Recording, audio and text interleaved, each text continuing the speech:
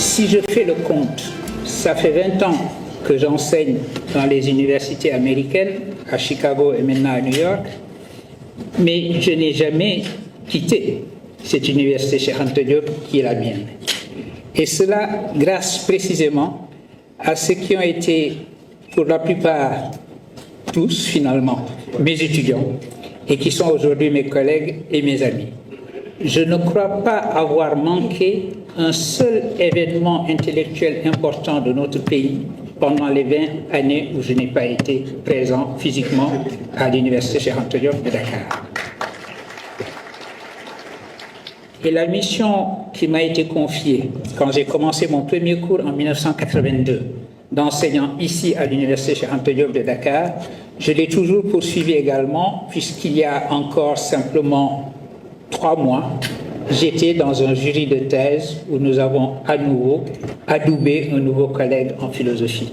Et donc, je crois pouvoir dire, monsieur le recteur, que vous avez 1000 fois raison de dire que je suis de l'université Cheikh Anta Diop de Dakar. Je n'ai jamais cessé d'être de l'université Cheikh Anta Diop de Dakar. Et Adiba, qui a tout dit, sauf vous confier qu'il est mon cousin. Donc vous pouvez mettre tout ce qu'il a dit de généreux me concernant sur le compte de la parenté qui nous lie. Eh bien, Adiba a rappelé lui aussi qu'au bout du compte, je n'ai jamais été véritablement absent de cette université. Et lorsque le président de la République m'avait fait l'honneur de me confier la présidence de la commission de réflexion sur l'avenir de l'enseignement supérieur, il m'a suffi simplement de dire que j'étais persuadé que mes amis, qui avaient été toujours présents à mes côtés, seraient à nouveau présents à mes côtés pour que nous mettions ensemble nos intelligences, que nous mettions ensemble nos expériences, et que nous mettions surtout ensemble notre passion commune pour l'œuvre d'éducation, pour que nous puissions en effet proposer et mettre sur sa table un certain nombre de recommandations dont je suis heureux que vous ayez dit, Monsieur le ministre de l'Enseignement supérieur, de l'Innovation et de la Recherche, que ces recommandations donnent toujours leur orientation à nos systèmes, à nos différentes universités et à notre système d'enseignement supérieur.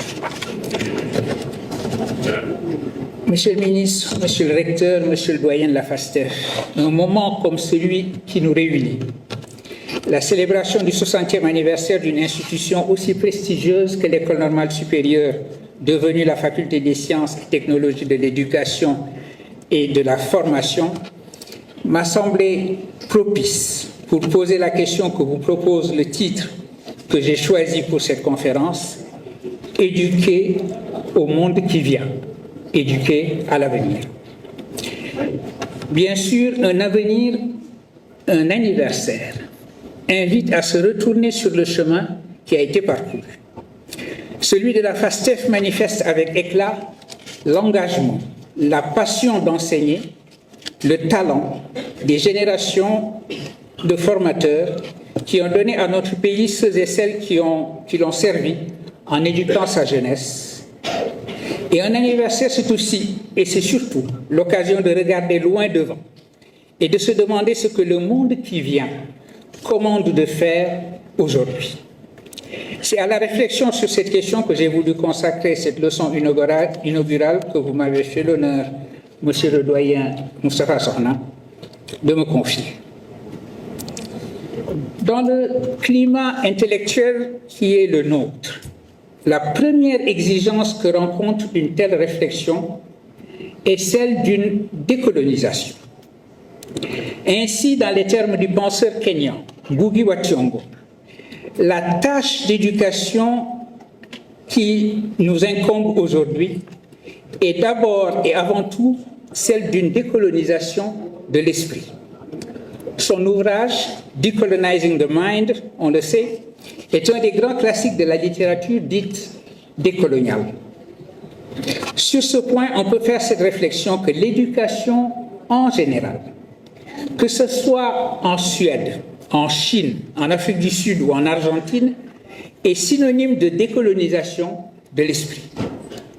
En d'autres termes, le combat pour une décolonisation des esprits est simplement synonyme de combat pour l'éducation, car la finalité de celle-ci, en quelque région du monde que ce soit, au nord comme au sud, est de débarrasser l'esprit de ce qui le colonise, c'est-à-dire de tout le fatras de préjugés et d'opinions non fondées en raison qui offusquent la lumière du savoir.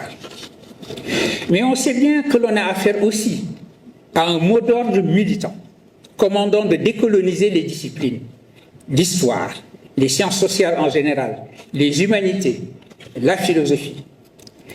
À quoi certains ajouteront les sciences dites exactes, la mathématique ou la logique. Et si vous vous étonnez par exemple que l'opération décolonisation s'applique de la même manière aux sciences logico-formelles, on vous opposera souvent que c'est justement parce que votre esprit n'est pas suffisamment décolonisé que vous pensez pouvoir mettre à part comme étant universel et donc non engagé dans l'historicité les disciplines que voilà, c'est-à-dire les disciplines logico-formelles.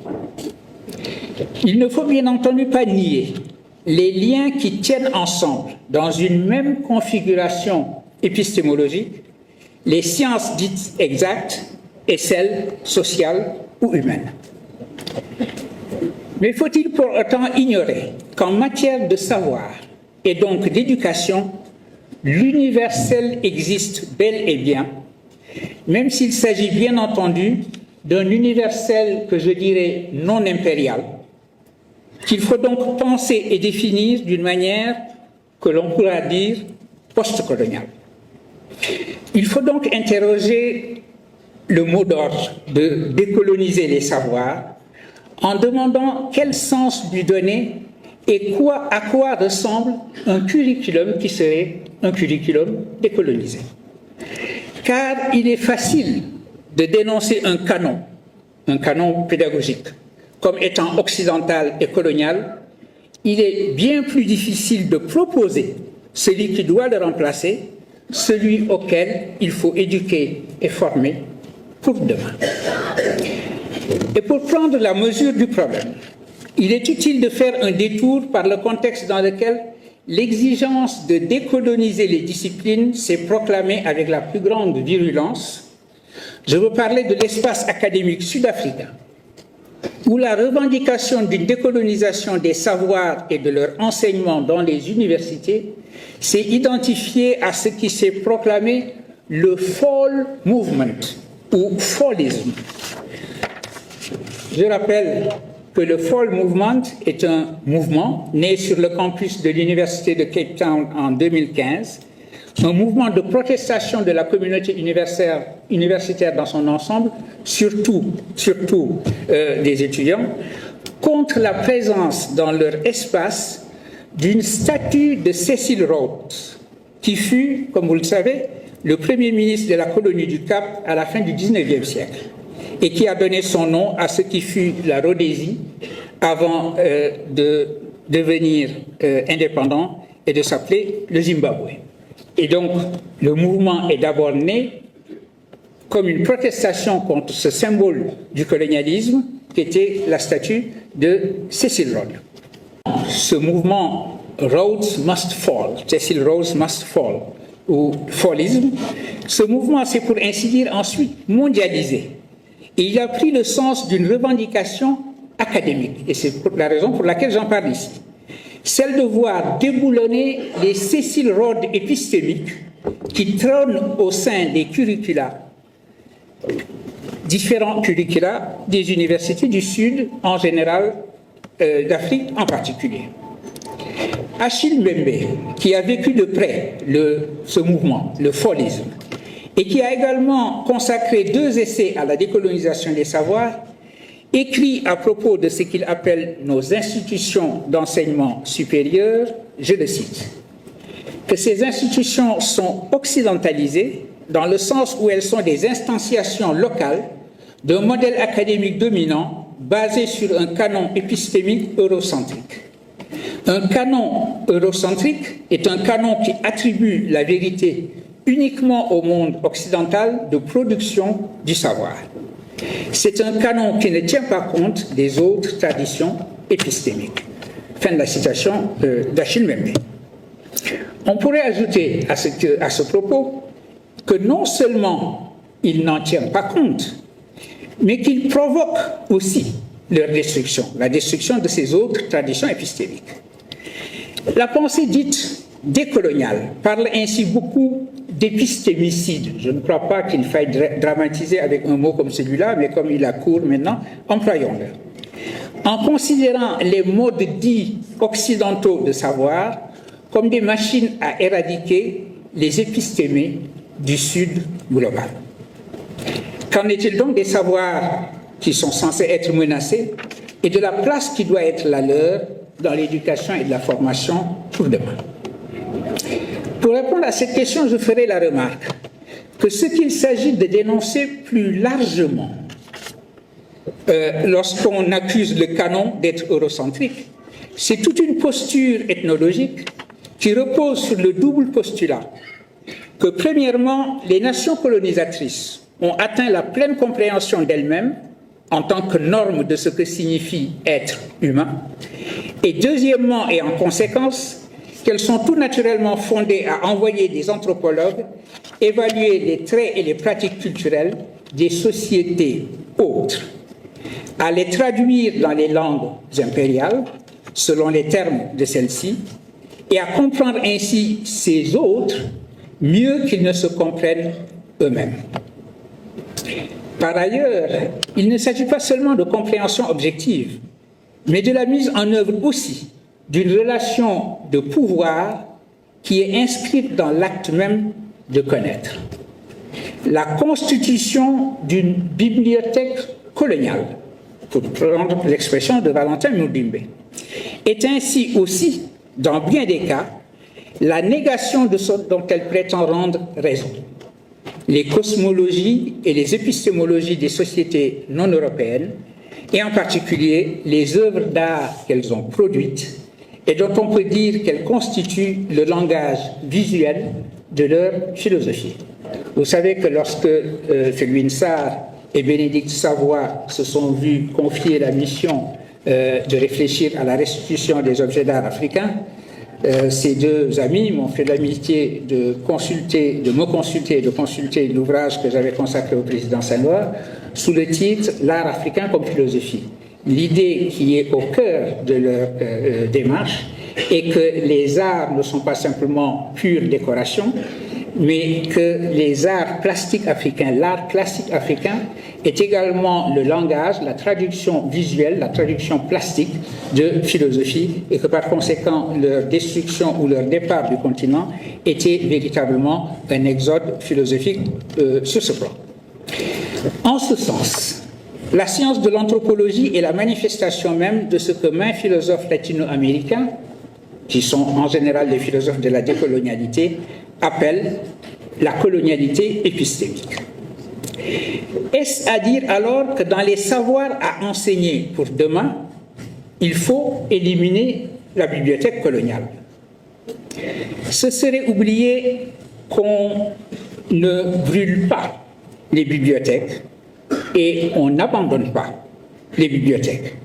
Ce qu'on fait, c'est les ouvrir à l'évaluation et à la critique. Ce serait aussi donner dans le simplisme d'un fallisme, d'un folisme épistémologique.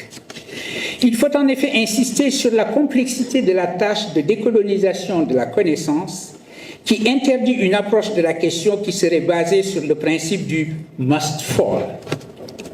Par exemple, critiquer un curriculum philosophique. Il y a tellement d'éminents philosophes ici que je ne peux m'empêcher de donner l'exemple de la discipline que nous partageons, Sambassi, Léna Sen, Siguiné, ou moi-même, ou évidemment le grand Adiba. Eh bien, critiquer un curriculum philosophique de notions, construit sur la base de grands auteurs et de grands textes classiques, en le tenant pour colonial, afin d'en proposer un qui serait décolonisé, ne peut être un simple exercice visant à faire tomber les Cecil Rhodes qui seraient présents dans le canon philosophique. Nous pouvons imaginer qu'une telle entreprise produirait un effet domino qui aboutirait à ce qu'il ne reste plus ni philosophe ni texte classique et que la notion même de classique se vide de toute signification. Je profite de ce que l'Inspection générale de philosophie est présente ici pour insister sur ce point-là. Il est important de se rendre compte qu'aujourd'hui, un discours philosophique ambiant consiste à accuser ceux qu'on appelle les grands philosophes ou les grands textes philosophiques d'être des textes coloniaux, d'être des textes eurocentrés. On vous dénoncera le racisme de Hegel, on vous dénoncera le racisme de Kant, on vous dénoncera le racisme de Hume. On a 1000 fois raison. Mais une fois que l'on a dit cela, il faut revenir quand même à la signification première de ce que c'est qu'être un classique. Un classique, comme son étymologie l'indique, c'est ce qui est digne d'être enseigné dans les classes. Et la raison pour laquelle un classique est un classique, c'est que précisément un classique est formateur d'un esprit critique. C'est le seul critère selon lequel on constitue un canon épistémologique et on constitue un curriculum pour enseigner. Vider la notion de classique de toute signification ne rendrait service ni à la discipline de la philosophie, ni à aucune autre discipline.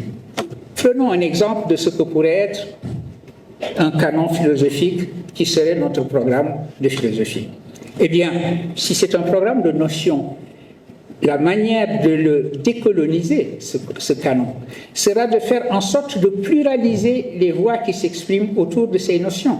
On peut imaginer, par exemple, une notion comme les origines, et sur cette notion comme les origines, faire parler les présocratiques, qui se sont proposés d'avoir comme origine l'eau, ou la terre, ou le feu, ou quel est l'autre ? L'air. Eh bien, ou alors, et à ce moment-là, on peut faire parfaitement parler les présocratiques avec les cosmogonies de l'Afrique du Sud ou les cosmogonies d'Ogon. Et de cette manière-là, on construira un dialogue permanent et avec un esprit d'évaluation et un esprit critique, un canon qui serait à la fois un canon décolonisé et un canon qui serait également un canon universalisable. Il est heureux d'ailleurs que l'Inspection générale de philosophie de la France soit arrivée à ce point où son programme est devenu véritablement un programme multiculturel. Vous le savez très certainement, aujourd'hui, dans le programme de notions qui constitue le programme philosophique de la France, on fait parler, à côté des philosophes traditionnels considérés comme des classiques, un philosophe comme Zhuangzi, un philosophe comme Nagarjuna, un philosophe comme Ibn Sina Avicenne ou un philosophe comme Maïmonide également. Et pour revenir maintenant sur l'exemple de la discipline anthropologie, simplement la dénoncer comme coloniale, dire que l'anthropologie est une discipline coloniale, c'est ignorer une de ses dimensions essentielles. C'est que l'anthropologie recèle également en son sein une puissance de relativisation qu'elle porte contre toute prétention impériale à une supériorité culturelle et épistémique. C'est précisément en enseignant la relativité des cultures que l'anthropologie de science coloniale qu'elle était, c'est-à-dire de science arrivée dans les bagages de la colonisation, est devenue une science décoloniale ou postcoloniale parce que précisément elle interdisait de penser l'idée même de mission civilisatrice ou l'idée même de supériorité d'une culture sur les autres et d'une épistémée sur les autres. Si l'anthropologie est-elle comme Janus, elle a deux visages, un visage colonial, mais aussi un visage postcolonial ou décolonial. Et relativiser, c'est justement questionner la prémisse sur laquelle repose en général la notion qu'une épistémologie pourrait être simplement occidentale et que par conséquent, il faudrait lui opposer alors les épistémologies du Sud global. Là aussi, il faut éviter de simplifier, c'est-à-dire d'essentialiser l'Occident en se donnant trop vite l'hypothèse d'un face-à-face entre une tradition épistémique occidentale dont l'essence même est d'être épistémicide et des épistémologies australes ou des épistémologies du Sud. La question est la suivante: y a-t-il une essence qu'on peut appeler tradition épistémique occidentale ? On peut déjà mettre l'expression au pluriel, ce qui évite d'essentialiser l'Occident, en reconnaissant la pluralité des paradigmes scientifiques considérés comme occidentaux. Il faut aller plus loin et intégrer dans le combat pour d'autres épistémologies une réflexion précise sur l'histoire de la dite science occidentale. Ici, le champ du savoir que je vais considérer est la cosmologie. Ainsi, je parlerai le langage de la physique avec le professeur ministre de l'enseignement supérieur. Ainsi, si l'on considère que l'ancienne cosmologie aristotélicienne est ptolémaïque, le système d'Aristote et de Ptolémée, est une science occidentale et l'expression d'une tradition épistémique occidentale, il faut reconnaître le sens de la quête scientifique à laquelle sont attachés les noms de ceux qui ont fait la science moderne, Copernic, Tycho Brahe, Kepler, Galilée, Descartes ou Newton. Il s'agissait de détruire les différents piliers de cette tradition aristotélicienne, piliers qui sont un monde fini, centré sur la Terre, une différence radicale, ontologique, entre ces régions au-dessus du ciel de la Lune et les régions sous le ciel de la Lune, la perfection des corps célestes et celle de leurs supposés mouvements circulaires, etc. Ce qui importe alors, c'est la poursuite, le mouvement, le passage d'un monde clos, qui était le monde d'Aristote, pour reprendre le titre du plus célèbre livre d'histoire des sciences d'Alexandre Koyré, à un univers infini, qui est celui de la science moderne.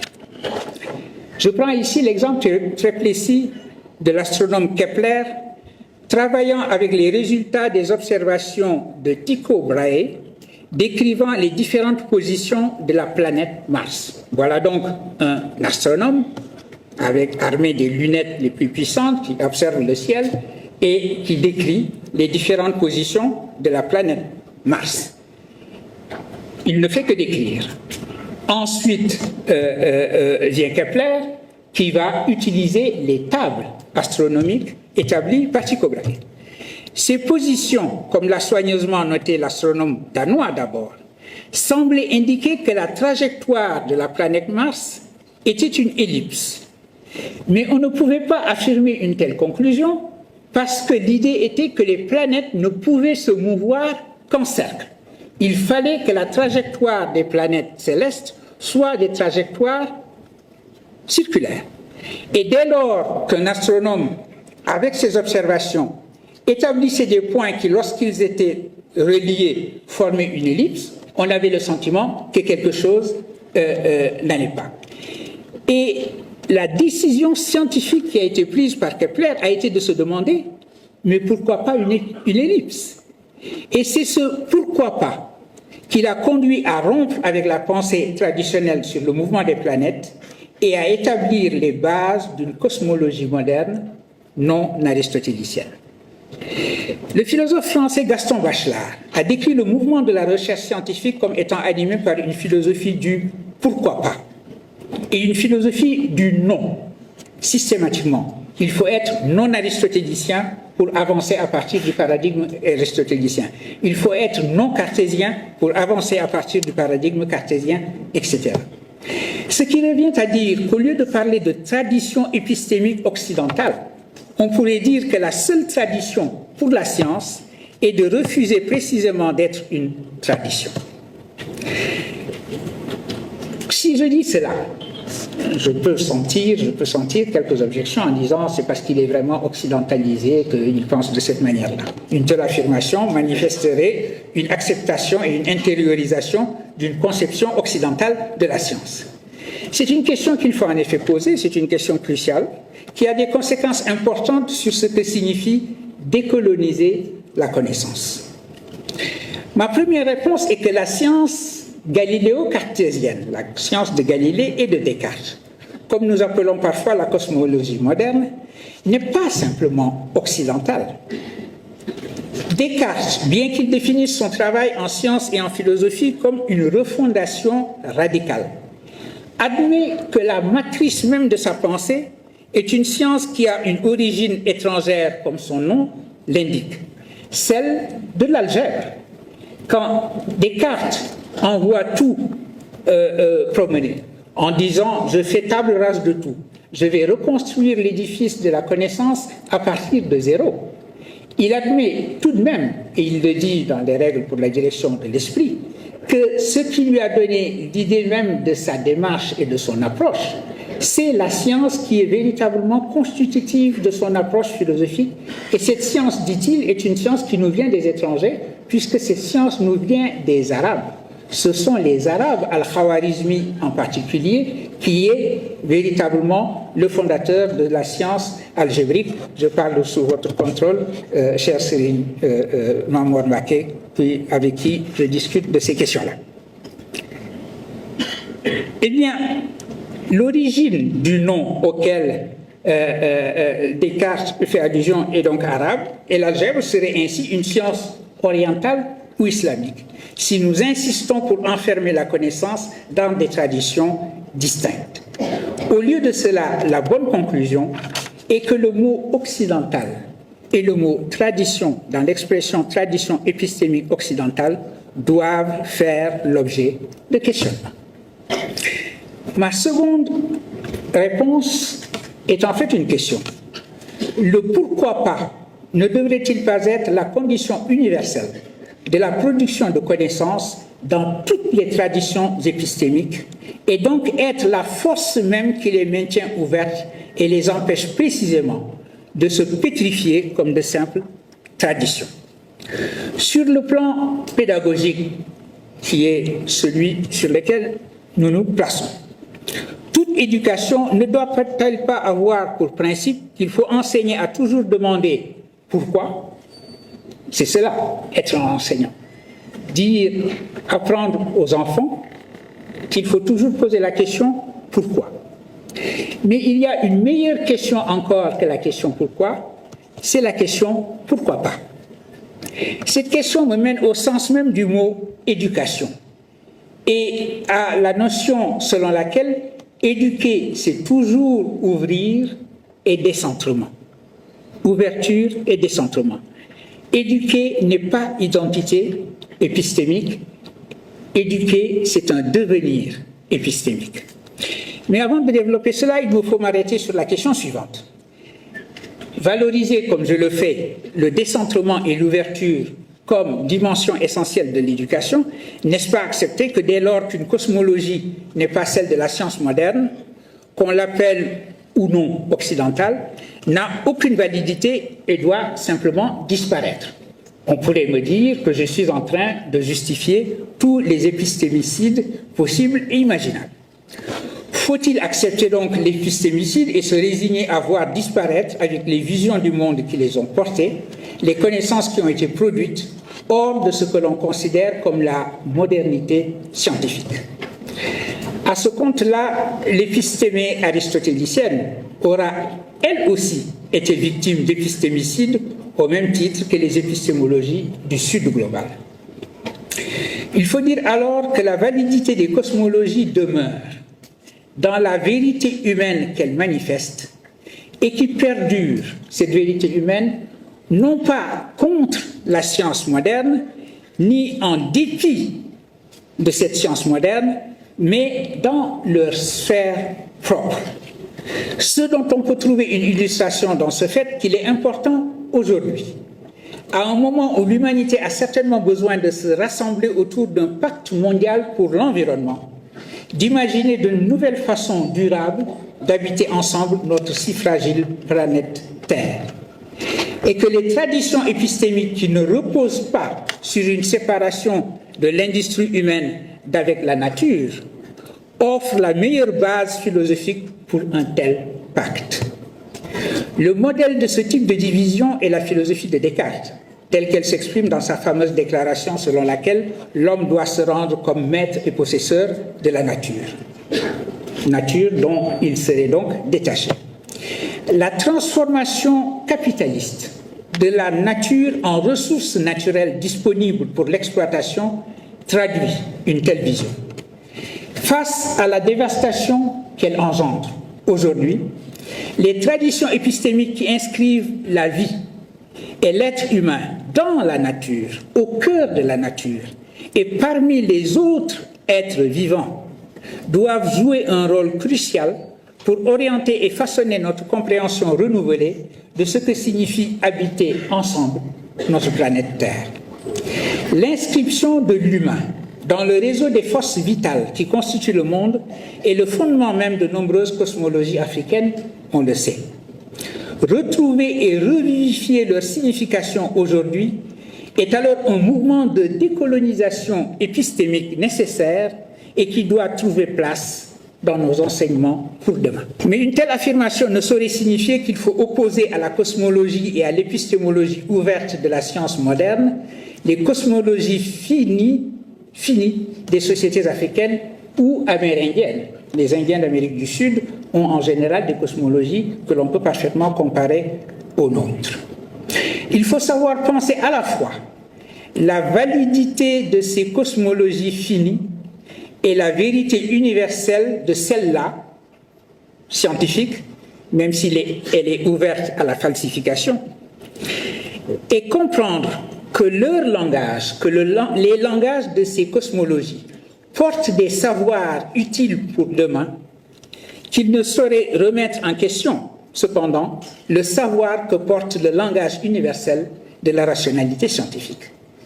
L'historien post-hegelien du XIXe siècle, Karl von Prantl, a ainsi eu ce propos qui résume cela. Les langues, dit-il, c'est-à-dire les peuples, savent. Et la langue, c'est-à-dire l'humanité, sait. Je l'aurais cité volontiers en allemand pour mon ami Elash Ibrahim Diop ici, mais malheureusement, je ne sais pas l'allemand. Voilà, avec cette citation, qui me mène à cette importante question d'une éducation pour demain, qui est celle de la place qui sera faite aux langues africaines. Leur défense et illustration a connu dans notre pays tout particulièrement des héros, qu'on peut écrire comme on veut, H-E-R-O-S ou H-E-R-A-U-T-S, dans les deux cas de figure cela convient, des héros qui n'ont eu de cesse d'insister sur leur importance.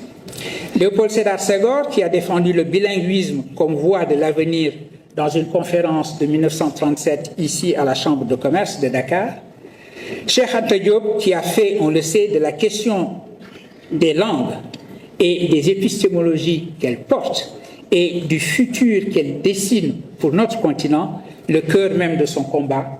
On peut citer également Mamadou Ndoye, qui a jeté toute son énergie militante dans la bataille, et d'autres noms encore. Que veut dire sur cette question éduquer et former pour demain en se gardant là aussi de toute simplification? Se garder de toute simplification, c'est éviter de servir, comme trop souvent, un discours qui attribue les problèmes de niveau inadéquat des enseignants et parfois hélas des enseignants, des enseignés et parfois hélas des enseignants, à l'usage d'une langue dont on déclare bien trop vite qu'elle n'est pas la nôtre, sous-entendant par là ou même disant tout haut qu'elle serait fondamentalement étrangère à notre manière authentique de penser et donc d'apprendre. Je veux parler du français.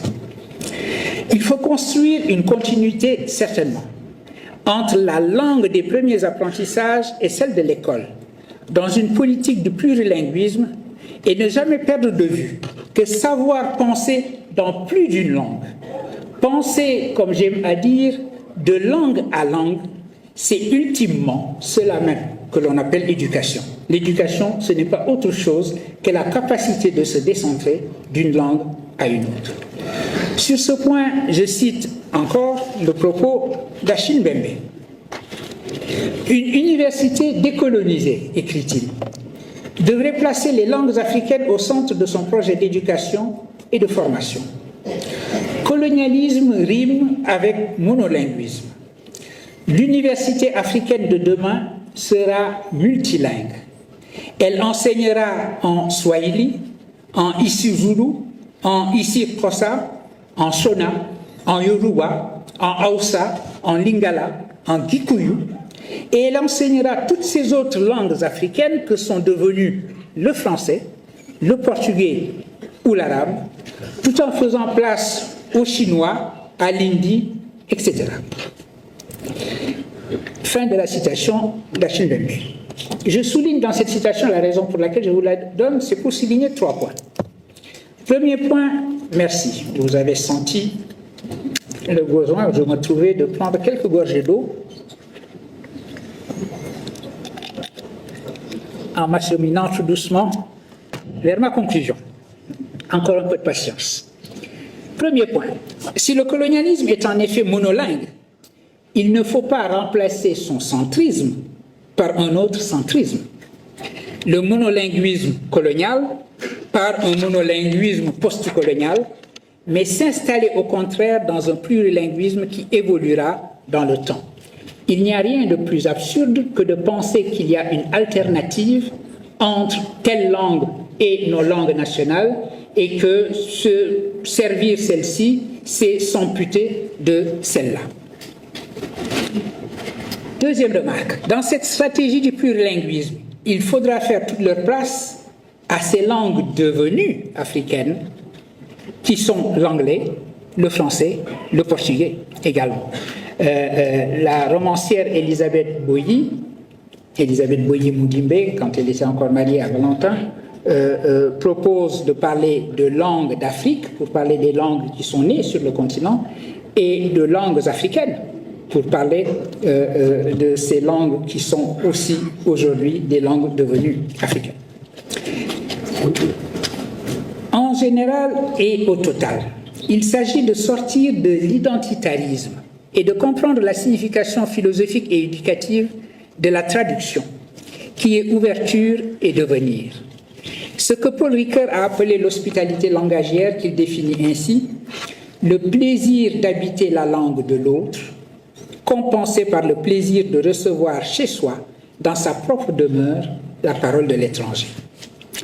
Pour m'acheminer vers ma conclusion, je voudrais évoquer cette parole fameuse de l'imam Ali ibn Abi Talib, 4e calife de l'islam, qui a déclaré « Apprenez à vos enfants autre chose que ce que vous avez appris, car ils ont été créés pour une époque différente de la vôtre. »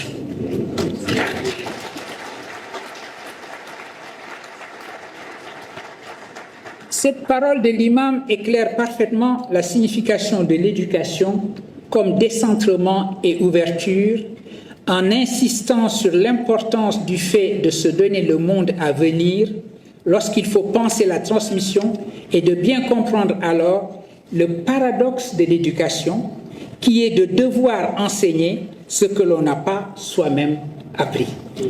Mes collègues et moi faisons tous cette même expérience. Je suis sûr qu'ils partageront mon expérience, qui est que j'ai appris infiniment plus de choses lorsque je me suis mis à enseigner que ce que j'avais emmagasiné lorsque j'étais étudiant. Je croyais savoir de la philosophie lorsque j'ai eu mon agrégation. J'ai compris que je ne savais rien quand j'ai commencé à enseigner, quand j'ai donné ici mon premier cours, qui était un cours sur Leibniz. Quand je suis arrivé devant la salle 76, les étudiants attendaient devant en fumant tranquillement leurs cigarettes. Quand je leur ai dit d'entrer, ils m'ont regardé en se demandant pourquoi cet autre étudiant nous demande d'entrer, parce que j'avais une grosse coiffure afro et des blue jeans. Maintenant, les choses ont changé. Quand je demande aux gens d'entrer, ils entrent. Alors, on ne saurait mieux définir cette parole de l'imam Ali éclaire parfaitement donc la signification de l'éducation comme décentrement et ouverture, parce qu'elle insiste sur l'importance du fait de se donner le monde à venir lorsqu'il faut penser la transmission et de bien comprendre alors le paradoxe de notre métier. Cette parole de l'imam Ali ne faisait que reprendre au bout du compte la parole prophétique qui commandait d'aller chercher la science, fût-ce jusqu'en Chine.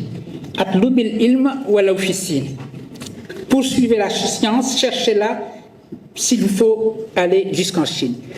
On ne saurait mieux définir l'éducation comme décentrement. Ne vous enfermez pas dans votre identité, fût-elle celle de l'islam, ni dans votre langue, fût-elle celle de la révélation. Mais comprenez que l'éducation est sortie hors de chez soi pour mieux revenir à soi. Le décentrement dans l'espace auquel invite la parole prophétique, puisqu'elle nous envoie en Chine, est aussi, et elle est d'abord, ce décentrement dans le temps dont va parler l'imam Ali. Et c'est cette notion de l'éducation comme ouverture et de l'islam comme mouvement qu'exprimera l'attitude d'un philosophe, d'un penseur, d'un activiste, d'un politique comme Jamal ad-Din al-Afghani, lorsqu'il a reproché aux oulémas de son temps de s'enfermer dans une cosmologie aristotélicienne en ignorant la science moderne et d'enseigner un paradigme qui ne leur permettait pas de penser le temps présent et celui à venir. Autrement dit, cette idée que l'enseignement, l'éducation véritable et le savoir et décentrement et regard vers l'avenir est une idée qui est non seulement valable pour l'enseignement laïque que nous servons, mais également pour l'enseignement religieux, et c'est ce que dit Jamal ad-Din al-Afghani. Afghani, se retrouvant devant les grands oulémas de l'islam de l'Inde à l'époque, leur dit « Vous êtes des récitatifs. La seule chose que vous êtes en mesure de faire, c'est de répéter toujours les mêmes choses dans l'identité en ignorant que notre religion est une religion du mouvement et une religion de l'ouverture vers l'avenir. On vous dira par exemple que le bon mujtahid, donc celui qui est en mesure de réfléchir à ce qu'il faut faire aujourd'hui, c'est celui qui est en mesure de réciter évidemment la totalité du Coran, de connaître au moins 500 cas ou plus de circonstances où on a fait intervenir les versets d'abrogation, etc., etc. Ça veut dire qu'on l'oriente vers une connaissance passée au lieu de l'orienter vers une connaissance future. Il est bon, évidemment, d'avoir toutes ces connaissances-là avec soi. Il est bon également d'être enraciné au plus profond dans l'éthique islamique. Mais il est surtout bon de comprendre son époque et de comprendre la direction de cette époque-là pour pouvoir orienter les autres également. Et c'était cela, la signification de l'éducation comme décentrement et comme ouverture. Je voudrais finir sur ce que j'appellerais une traduction pratique de ce que j'ai dit jusqu'à présent sur un plan plutôt philosophique. Le monde qui vient, on le voit sous toutes les latitudes, est un monde où les femmes, l'autre moitié du ciel, comme dit le proverbe chinois, repris souvent par Mao Zedong, seront justement plus que la moitié des jeunes accédant à l'enseignement supérieur. Même si aujourd'hui les filles connaissent bien des obstacles à surmonter pour accéder à l'école et pour y rester, il demeure que cette tendance mondiale qui va transformer les sociétés est manifeste aussi en Afrique. Il suffit de regarder aujourd'hui nos amphithéâtres pour se rendre compte que les filles et les femmes, les jeunes femmes vont devenir de plus en plus la majorité et c'est heureux. Éduquer au monde qui vient sera tenir compte de cette tendance et l'orienter. En travaillant déjà à corriger une situation qui est le nombre bien trop faible d'étudiants dans les STEM, Science, Technology, Engineering and Mathematics, par rapport, donc STEAM en français, par rapport à la population totale, en mettant un accent spécial sur l'accès des filles et des femmes à ces filières.